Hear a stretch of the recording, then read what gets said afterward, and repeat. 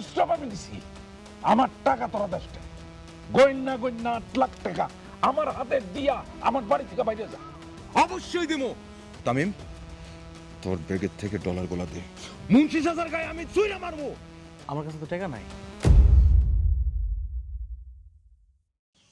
বিদেশ থাকা অবস্থায় তো 45 লাখ টাকা পাঠালাম তোমার কাছে। আমি টাকা পাবো কই? একটা ঝামেলা হয়ে গেছে।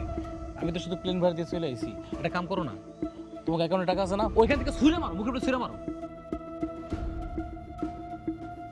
কি হলো? কথা কইতেছো না কেন?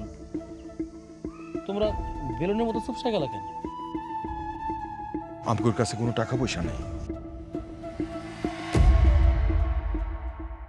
মানে তুমি এটা কি বলতেছো ভাইজান? তোমার ভাইজান ঠিকই বলছে ভাই।